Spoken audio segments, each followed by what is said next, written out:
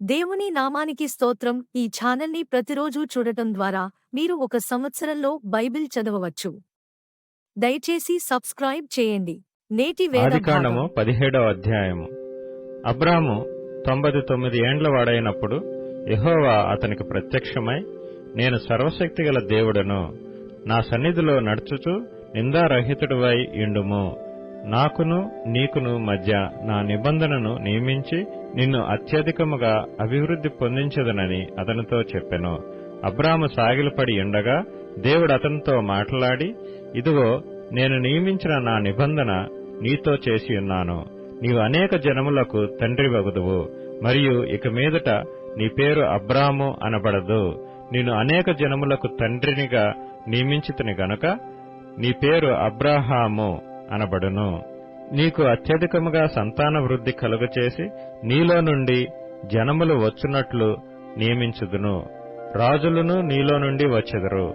నేను నీకును నీ తరువాత నీ సంతానమునకును దేవుడునై ఉండునట్లు నాకును నీకును నీ తరువాత వారి తరములలో నీ సంతతికి నీ మధ్య నా నిబంధనను నిత్య నిబంధనగా స్థిరపరచెదను. నీకును నీ తరువాత నీ సంతతికిని నీవు పరదేశివై ఉన్న దేశమును అనగా కనాను దేశమంతటిని నిత్య స్వాస్థ్యముగా ఇచ్చి వారి దేవుడనై ఉందునని అతనితో చెప్పెను. మరియు దేవుడు, నీవు మాత్రమే కాక నీ తరువాతి వారి తరములలో నీ సంతతియు నా నిబంధనను గైకొనవలెను. నాకును నీకును నీ తరువాత నీ సంతతికి మధ్య మీరు గైకొనవలసిన నా నిబంధన ఏదనగా, మీలో ప్రతి మగవాడును సున్నతి పొందవలెను. మీరు మీ గోప్యాంగ చర్మమున సున్నతి పొందవలెను. అది నాకు నీకు మధ్యనున్న నిబంధనకు సూచనగా ఉండును. 8 దినముల వయస్సు గలవాడు అనగా నీ ఇంట పుట్టినవాడైనను నీ సంతానము కాని అన్యుని యొద్ద వెండితో కొనబడినవాడైనను మీ తరములలో ప్రతి మగవాడు మీలో సున్నతి పొందవలెను. నీ ఇంట పుట్టినవాడును నీ వెండితో కొనబడినవాడును తప్పక సున్నతి పొందవలెను. అప్పుడు నా నిబంధన మీ శరీరమందు నిత్య నిబంధనగా ఉండును. సున్నతి పొందని మగవాడు అనగా ఎవని గోప్యాంగ చర్మమున సున్నతి చేయబడదో అట్టివాడు తన జనులలో నుండి కొట్టివేయబడును. వాడు నా నిబంధనను మీరి ఉన్నాడని అబ్రాహాంతో చెప్పెను. మరియు దేవుడు, నీ భార్య అయిన శారయు పేరు శారయు అనవద్దు, ఎలయనగా ఆమె పేరు శారా. నేనామెను ఆశీర్వదించి ఆమె వలన నీకు కుమారుని కలుగచేసెదను. నేనామెను ఆశీర్వదించెదను. ఆమె జనములకు తల్లి అయి ఉండును. జనముల రాజులు ఆమె వలన కలుగుదురని అబ్రాహాంతో చెప్పెను. అప్పుడు అబ్రాహాము సాగిలపడి నవ్వి, 100 ఏండ్ల వానికి సంతానము కలుగునా, 90 ఏండ్ల శారా కనునా అని మనసులో అనుకొనెను. అబ్రాహాము, ఇష్మాయేలు నీ సన్నిధిని బ్రతుకును అనుగ్రహించుము అని దేవునితో చెప్పగా, దేవుడు, నీ భార్య అయిన శారా నిశ్చయముగా నీకు కుమారుని కనును. నీవతనికి ఇస్సాకు అని పేరు పెట్టుదువు. అతని తరువాత అతని సంతానము కొరకు నిత్య నిబంధనగా నా నిబంధనను అతనితో స్థిరపరచెదను. ఇష్మాయేలును గూర్చి నీవు చేసిన మనవి నేను వింటిని. ఇదిగో నేనతనిని ఆశీర్వదించి అతనికి సంతానాభివృద్ధి కలుగచేసి అత్యధికముగా అతని విస్తరింపచేసెదను. అతడు 12 మంది రాజులను కనును. అతనిని గొప్ప జనముగా చేసెదను. అయితే వచ్చు సంవత్సరము ఈ కాలమందు శారా నీకు కనబోవు ఇస్సాకుతో నా నిబంధనను స్థిరపరచెదనని చెప్పెను. దేవుడు అబ్రాహాంతో మాట్లాడుట చాలించిన తరువాత అతని యొద్ద నుండి పరమునకు వెళ్ళెను. అప్పుడు అబ్రాహాము తన కుమారుడైన ఇష్మాయేలును, తన ఇంట పుట్టిన వారినందరినీ, తన వెండితో కొనబడిన వారినందరినీ, అబ్రాహాము ఇంటి మనుష్యులలో ప్రతి వానిని పట్టుకొని దేవుడు తనతో చెప్పిన ప్రకారము ఆ దినమందే వారి వారి గోప్యాంగ చర్మమున సున్నతి చేసెను. అబ్రాహాము గోప్యాంగ చర్మము సున్నతి చేయబడినప్పుడు అతడు 99 ఏండ్లవాడు. అతని కుమారుడైన ఇష్మాయేలు గోప్యాంగ చర్మము సున్నతి చేయబడినప్పుడు అతడు 13 ఏండ్లవాడు. ఒక దినమందే అబ్రాహామును అతని కుమారుడైన ఇష్మాయేలును సున్నతి పొందిరి. అతని ఇంట పుట్టిన వారును అన్యుని యొద్ద వెండితో కొనబడిన వారును అతని ఇంటిలోని పురుషులందరూ అతనితో కూడా సున్నతి పొందిరి. ఆదికాండము 18వ అధ్యాయం. మరియు మమ్రే దగ్గరనున్న సింధూర వనములో అబ్రాహాము ఎండవేళ గుడారపు ద్వారమందు కూర్చుని ఉన్నప్పుడు యెహోవా అతనికి కనబడెను. అతడు కన్నులెత్తి చూచినప్పుడు 3 మనుష్యులు అతని ఎదుట నిలువబడి ఉండిరి. అతడు వారిని చూచి గుడారపు వాకిట నుండి వారిని ఎదుర్కొనుటకు పరిగెత్తి నేలమట్టుకు వంగి, ప్రభువా, నీ కటాక్షము నా మీదనున్న ఎడల ఇప్పుడు నీ దాసుని దాటిపోవద్దు. నేను కొంచెము నీళ్లు తెప్పించెదను. దయచేసి కాళ్లు కడుగుకొని ఈ చెట్టు క్రింద అలసట తీర్చుకొనిడి. కొంచెం ఆహారం తెచ్చెదను. మీ ప్రాణములను బలపరుచుకొనిడి. తరువాత మీరు వెళ్లవచ్చును. ఇందు నిమిత్తము గదా మీ దాసుని యొద్దకు వచ్చితిరనెను. వారు నీవు చెప్పినట్లు చేయమనగా అబ్రాహాము గుడారములోనున్న శారా యొద్దకు త్వరగా వెళ్లి, నీవు త్వరపడి 3 మానికల మెత్తని పిండిని తెచ్చి పిసికి రొట్టెలు చేయమని చెప్పెను. మరియు అబ్రాహాము పశువుల మందకు పరిగెత్తి ఒక మంచి లేత దూడను తెచ్చి ఒక పనివానికి అప్పగించెను. వాడు దాని త్వరగా సిద్ధపరచెను. తరువాత అతడు వెన్నను పాలను తాను సిద్ధం చేయించిన దూడను తెచ్చి వారి ఎదుట పెట్టి, వారు భోజనము చేయుచుండగా వారి యొద్ద ఆ చెట్టు క్రింద నిలుచుండెను. వారతనితో, నీ భార్య అయిన శారా ఎక్కడనున్నదని అడుగగా అతడు, అదుగో గుడారములోనున్నదని చెప్పెను. అందుకాయన, మీదటికి ఈ కాలమున నీ యొద్దకు నిశ్చయముగా మరలా వచ్చెదను. అప్పుడు నీ భార్య అయిన శారాకు ఒక కుమారుడు కలుగునని చెప్పెను. శారా ఆయన వెనుక నుండిన గుడారపు ద్వారమందు వినుచుండెను.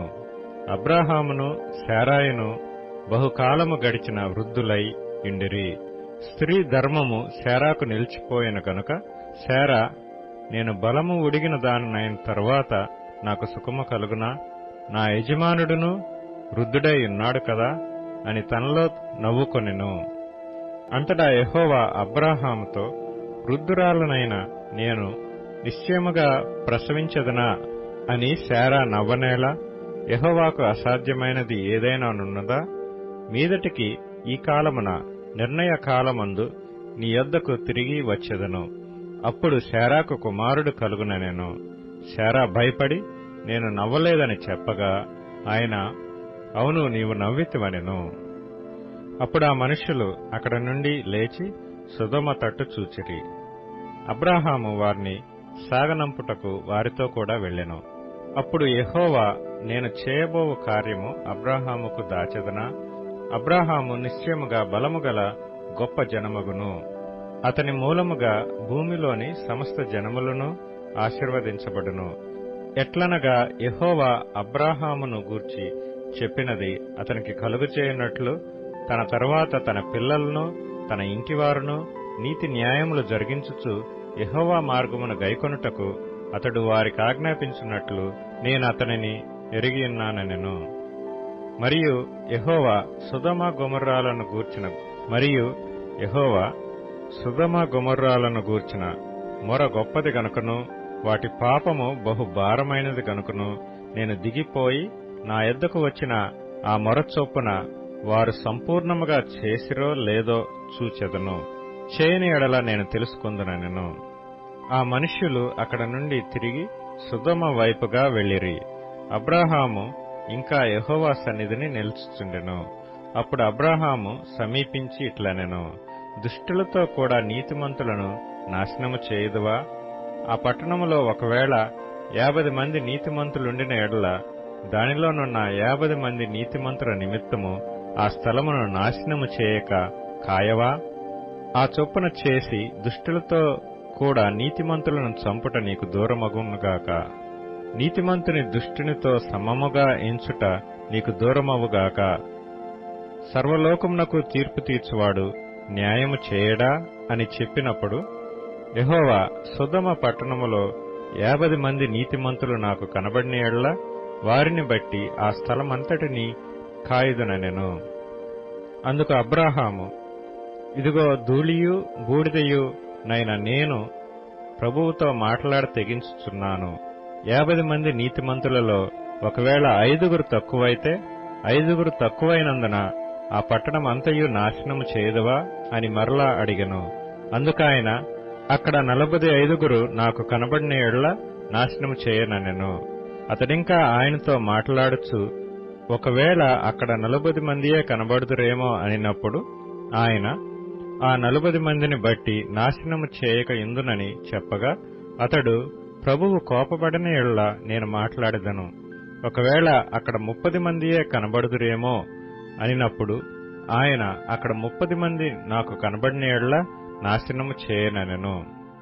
అందుకతడు, ఇదిగో ప్రభువుతో మాట్లాడ తెగించితిని, ఒకవేళ అక్కడ 20 మంది కనబడుదురేమో అనినప్పుడు ఆయన, ఆ 20 మందిని బట్టి నాశనము చేయకుందుననగా, అతడు, ప్రభువు కోపపడిన యెడల నేనింకొక మారే మాట్లాడెదను. ఒకవేళ అక్కడ 10 మంది కనబడుదురేమో అనినప్పుడు ఆయన, ఆ 10 మందిని బట్టి నాశనము చేయక యుందుననెను. యెహోవా అబ్రాహాముతో మాట్లాడుట చాలించి వెళ్లిపోయెను. అబ్రాహాము తన ఇంటికి తిరిగి వెళ్ళెను. మత్తయి సువార్త 17వ అధ్యాయము. 6 దినములైన తరువాత యేసు పేతురును, యాకోబును, అతడి సహోదరుడైన యోహానును వెంటబెట్టుకొని ఎత్తైన యొక్క కొండ మీదికి ఏకాంతముగా పోయి వారి ఎదుట రూపాంతరము పొందెను. ఆయన ముఖము సూర్యుని వలె ప్రకాశించెను. ఆయన వస్త్రములు వెలుగు వలె తెల్లనివాయెను. ఇదిగో, మోషేయు ఏలియాయు వారికి కనబడి ఆయనతో మాటలాడుచుండిరి. అప్పుడు పేతురు, ప్రభువా, మనమిక్కడ ఉండుట మంచిది. నీకిష్టమైతే ఇక్కడ నీకు 1, మోషేకు 1, ఏలియాకు 1, 3 పర్ణశాలలు కట్టుదునని యేసుతో చెప్పెను. అతడు ఇంకను మాటలాడుచుండగా, ఇదిగో, ప్రకాశమానమైన యొక్క మేఘము వారిని కమ్ముకొనెను. ఇదిగో, ఈయన నా ప్రియ కుమారుడు, ఈయన యందు నేనానందించుచున్నాను, ఈయన మాట వినుడని యొక్క శబ్దము ఆ మేఘములో నుండి పుట్టెను.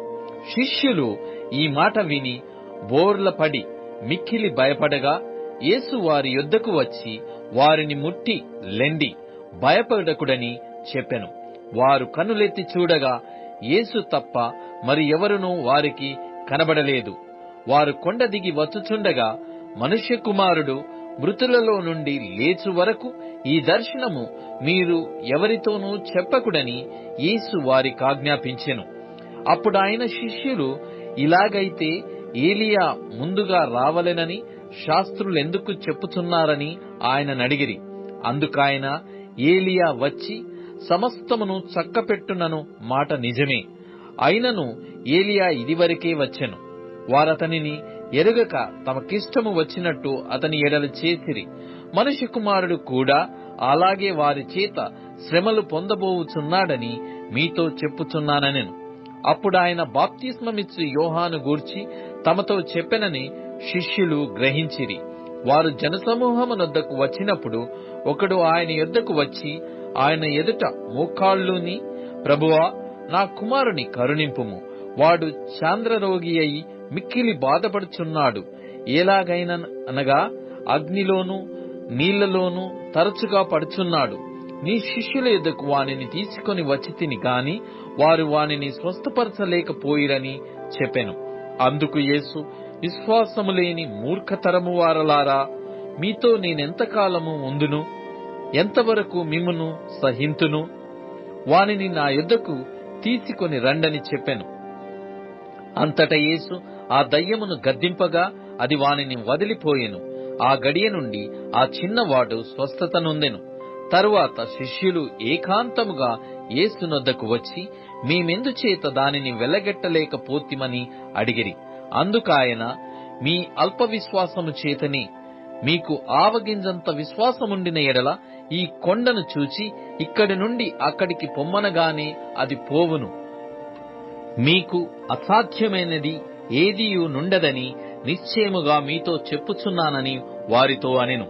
వారు గలిలయలో సంచరించుచుండగా యేసు, మనుష్య కుమారుడు మనుషుల చేతికి అప్పగింపబడబోవుచున్నాడు, వారాయనను చంపుదురు, 3వ దినమున ఆయన లేచునని వారితో చెప్పగా వారు బహుగా దుఃఖపడిరి.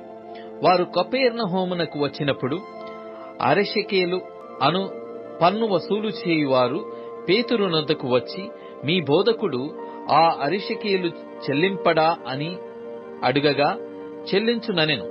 అతడు ఇంటిలోనికి వచ్చి మాటలాడక మునుపే యేసు ఆ సంగతి ఎత్తి, సీమోనా, నీకేమి తోచుచున్నది? భూరాజులు సుంకమును పన్నును ఎవరి యొద్ద వసూలు చేయుదురు? కుమారుల యొద్దనా, అన్యుల యొద్దనా అని అడిగెను. అతడు అన్యుల యొద్దనే అని చెప్పగా, యేసు, అలాగైతే కుమారులు స్వతంత్రులే. అయినను మనము వారికి అభ్యంతరము కలుగజేయకుండునట్లు నీవు సముద్రమునకు పోయి గాలము వేసి మొదటి పైకి వచ్చు చేపను పట్టుకొని దాని నోరు తెరచిన ఎడల 1 షెకెలు దొరుకును. దానిని తీసుకొని నా కొరకును నీ కొరకును వారికిమ్మని అతనితో చెప్పెను. మత్తయి సువార్త 18వ అధ్యాయము. ఆ కాలమున శిష్యులు యేసునొద్దకు వచ్చి, పరలోక రాజ్యములో ఎవడు గొప్పవాడని అడుగగా, ఆయన యొక్క చిన్న బిడ్డను తన యొద్దకు పిలిచి వారి మధ్యను నిలవబెట్టి ఇట్లనెను, మీరు మార్పు నొంది బిడ్డల వంటి వారైతేనే గాని పరలోక రాజ్యములో ప్రవేశింపరని మీతో నిశ్చయముగా చెప్పుచున్నాను. కాగా ఈ బిడ్డ వలె తన్ను తాను తగ్గించుకొనువాడెవడో వాడే పరలోక రాజ్యములో గొప్పవాడు. మరియు ఈలాంటి ఒక బిడ్డను నా పేరిట చేర్చుకొనువాడు నన్ను చేర్చుకొనును. నాయందు విశ్వాసముంచు ఈ చిన్నవారిలో ఒకనిని అభ్యంతరపరచువాడెవడో వాడు మెడకు పెద్ద తిరుగటి రాయి కట్టబడిన వాడై మిక్కిలి లోతైన సముద్రములో ముంచివేయబడుట వానికి మేలు. అభ్యంతరము వలన లోకమునకు శ్రమ, అభ్యంతరములు రాక తప్పవు. కాని ఎవని వలన అభ్యంతరము వచ్చునో ఆ మనుష్యునికి శ్రమ. కాగా నీ చెయ్యి అయినను నీ పాదమైనను నిన్ను అభ్యంతరపరిచిన ఎడల దానిని నరికి నీ యొద్ద నుండి పారవేయుము.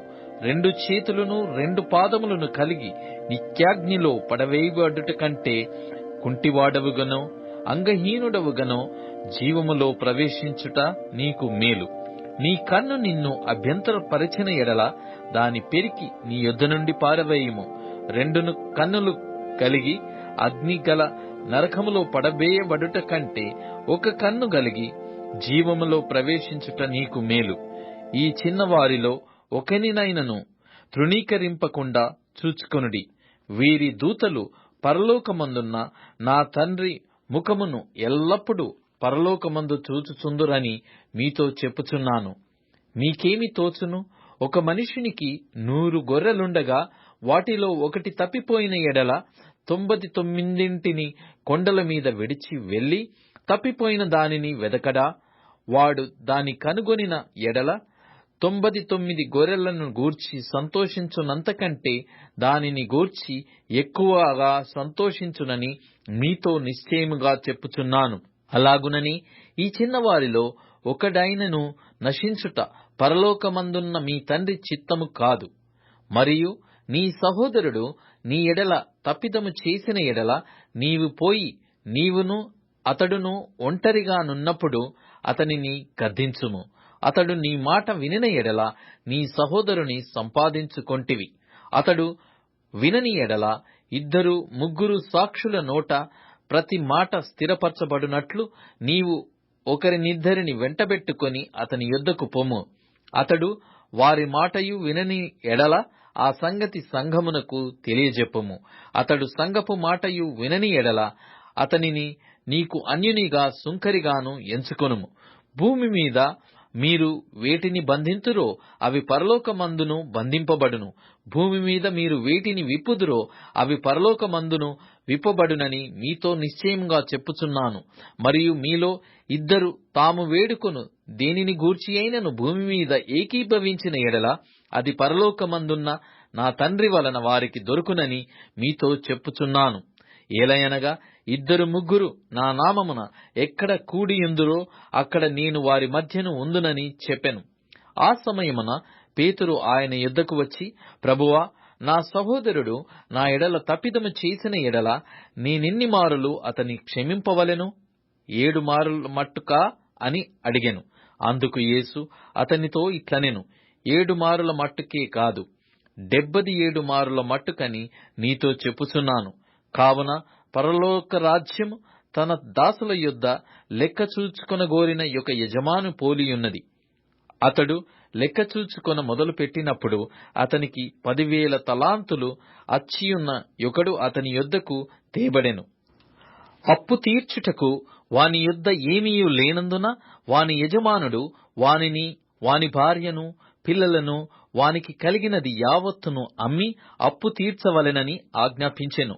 కాబట్టి ఆ దాసుడు అతని ఎదుట సాగిలపడి మ్రొక్కి, నా ఎడల ఓర్చుకొనుము, నీకు అంతయు చెల్లింతునని చెప్పగా, ఆ దాసుని యజమానుడు కనికరపడి వానిని విడిచిపెట్టి వాని అప్పు క్షమించెను. అయితే ఆ దాసుడు బయటకు వెళ్లి తనకు 100 దేనారములు అచ్చియున్న తన తోడి దాసులలో ఒకనిని చూచి వాని గొంతు పట్టుకొని, నీవు అచ్చియున్నది చెల్లింపమనెను. అందుకు వాని తోడి దాసుడు సాగిలపడి, నా ఎడల ఓర్చుకొనుము, నీకు చెల్లించెదనని వానిని వేడుకొనెను గాని వాడు ఒప్పుకొనక అచ్చియున్నది చెల్లించు వరకు వాని చెరసాలలో వేయించెను. కాగా వాని తోడి దాసులు జరిగినది చూచి మిక్కిలి దుఃఖపడి వచ్చి జరిగినదంతయు తమ యజమానునికి వివరముగా తెలిపిరి. అప్పుడు వాని యజమానుడు వానిని పిలిపించి, చెడ్డదాసుడా, నీవు నన్ను వేడుకొంటివి గనుక నీ అప్పంతయు క్షమించి తిని, నేను నిన్ను కరుణించిన ప్రకారము నీవును నీ తోడి దాసుని కరుణింపవలసియుండెను గదా అని వానితో చెప్పెను. అందుచేత వాని యజమానుడు కోపపడి తనకు అచ్చియున్నదంతయు చెల్లించు వరకు బాధపరచు వారికి వాని నప్పగించెను. మీలో ప్రతివాడును తన సహోదరుని హృదయపూర్వకముగా క్షమింపని ఎడల నా పరలోకపు తండ్రియు ఆ ప్రకారమే మీ ఎడల చేయుననెను. కీర్తనల గ్రంథంలో నుండి 9వ కీర్తన. నా పూర్ణ హృదయముతో నేను యెహోవాను స్తుతించెదను. యెహోవా, నీ అద్భుత కార్యములన్నిటినీ నేను వివరించెదను. మహోన్నతుడా, నేను నిన్ను గూర్చి సంతోషించి హర్షించుచున్నాను. నీ నామమును కీర్తించెదను. నీవు నా పక్షమున వ్యాజ్యమాడి నాకు న్యాయము తీర్చుచున్నావు. నీవు సింహాసనాసీనుడవై న్యాయమును బట్టి తీర్పు తీర్చుచున్నావు. కాబట్టి నా శత్రువులు వెనుకకు మల్లుదురు. నీ సన్నిధిని వారు జోగుపడి నశించెదరు. నీవు అన్యజనులను గద్దించియున్నావు, దుష్టులను నశింపజేసియున్నావు. వారి పేరు ఎన్నటికీ నుండకుండా తుడుపు పెట్టియున్నావు. శత్రువులు నశించిరి, వారు ఎన్నడూ నుండకుండా నిర్మూలమైరి. నీవు పెళ్లగించిన పట్టణములు స్మరణకు రాకుండా బొత్తిగా నశించెను. యెహోవా శాశ్వతముగా సింహాసనాసీనుడయ్యున్నాడు. న్యాయము తీర్చుటకు ఆయన తన సింహాసనమును స్థాపించియున్నాడు. యెహోవా నీతిని బట్టి లోకమునకు తీర్పు తీర్చును. యథార్థతను బట్టి ప్రజలకు న్యాయము తీర్చును. నలిగిన వారికి తాను మహాదుర్గము అగును. ఆపత్కాలములలో వారికి మహాదుర్గమగును. యెహోవా, నిన్ను ఆశ్రయించు వారిని నీవు విడిచిపెట్టువాడవు కావు. కావున నీ నామమెరిగిన వారు నిన్ను నమ్ముకొందురు. సీయోను వాసియైన యెహోవాను కీర్తించుడి. ఆయన క్రియలను ప్రజలలో ప్రచురము చేయుడి. ఆయన రక్తాపరాధమును గూర్చి విచారణ చేయునప్పుడు బాధపరచబడు వారిని జ్ఞాపకం చేసుకొనును. వారి మొర్రను ఆయన మరువడు. నేను నీ కీర్తి అంతటిని ప్రసిద్ధి చేయుచు సీయోను కుమార్తె గుమ్మములలో నీ రక్షణను బట్టి హర్షించునట్లు, యెహోవా, నన్ను కరుణించుము. మరణ ద్వారమున ప్రవేశించకుండా నన్ను ఉద్ధరించువాడా, నన్ను ద్వేషించువారు నాకు కలగజేయు బాధను చూడుము. తాము త్రవ్విన గుంటలో జనములు మునిగిపోయిరి. తాము వడ్డిన వలలో వారి కాలు చిక్కుబడియున్నది. యెహోవా ప్రత్యక్షమాయెను, ఆయన తీర్పు తీర్చియున్నాడు. దుష్టులు తాము చేసుకొనిన దానిలో చిక్కియున్నారు. దుష్టులను దేవుని మరచు జనులందరును పాతాళమునకు దిగిపోవుదురు. దరిద్రులు నిత్యము మరవబడరు. బాధపరచు వారి నిరీక్షణాస్పదము ఎన్నటికిని నశించదు. యెహోవా, లెమ్ము, నరులు ప్రబలక పురోవుదురుగాక. నీ సన్నిధిని జనములు తీర్పు పొందుదురుగాక. యెహోవా, వారిని భయపెట్టుము. తాము నరమాత్రులమని జనులు తెలుసుకొందురు గాక.